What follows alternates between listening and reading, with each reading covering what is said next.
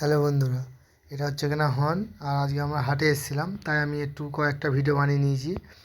Horn আছে, এটা পাওয়ার ফিস আছে, যেটা পাওয়ার ফিস না কি বলে ওটাকে, মাস্টার নাম ঠিক আমি জানি না। পিঙ্ক প্যারট আছে, ইয়েলো প্যারট আছে, হলুদ প্যারট আছে, আর এইটার নামটা বেশ ভুলে যাচ্ছি। এটার নামটা আমি জানি, ভুলে গেছি। এটা বাবার ফিস। আর এদিকে টাই কালার ফাই কালার আছে, সব ভালো ভালো মাছ আছে দাদাটার কাছে। এটা ইয়েলো প্যারট, ওটা রেড প্যারট ছিল। আর এটা হালকা কালার, এটা পিকক আছে। ওটা হালকা কালারের একটা প্যারট ছিল। আর এই গোলফিশটার নামটা ঠিক আমি জানি না, কিন্তু এইটা জানি না। এটা অরেঞ্জা আছে, লিচু, লিচু না অরেঞ্জা, এটা লিচুটা আলাদা, স্ট্রবেরি। এদিকে ভালো ভালো সব মাছ আছে, try colour, organza, red cap.